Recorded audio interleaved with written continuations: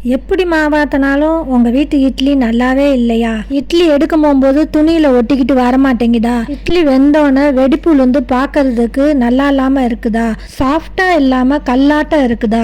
இந்த எல்லா பிரச்சனைக்கும் நான் இன்னைக்கு ஒரு தீர்வு சொல்கிறேங்க. இது மாதிரி செஞ்சீங்கன்னா உங்கள் இட்லி மல்லிகைப்பூ இட்லியாக மாறிடும். அது என்னன்னா 2 ஸ்பூன் விளக்கெண்ணெய் ஊற்றி மாவை இந்த பதத்தில் கரைச்சிக்குங்க. இட்லி பானையில் ஊற்றி வச்சிருக்கிற தண்ணி கொதி வந்த பிறகு இட்லி தட்டை வச்சு எல்லா குழியிலையும் இட்லி ஊற்றுங்க. உள்ளக்குள்ளார மாவு இருக்க மாதிரி குழியை விட்டு வெளியே வராத மாதிரி ஊற்றுங்க. ஊற்றிட்டு 10 நிமிஷம் மட்டும் வேக வைங்க. வேக வச்சுட்டு எடுத்து இந்த மாதிரி தட்டில் கமுத்தி தண்ணிலாம் தொளிக்கவே தேவையில்லை.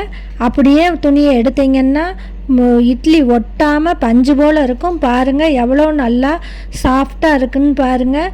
பஞ்சாட்டம் இருக்கும், வெடிப்புழுகாது, துணியில் ஒட்டாது, அப்படியே நல்லா இருக்கும். நீங்களும் இந்த டெக்னிக்கை யூஸ் பண்ணிங்கன்னா உங்கள் வீட்டு இட்லியும் மல்லிகைப்பூ மாதிரி சாஃப்டாக இருக்கும். அப்படியே சப்ஸ்கிரைப் பண்ணுங்கள், லைக் பண்ணுங்கள், கமெண்ட் பண்ணுங்கள்.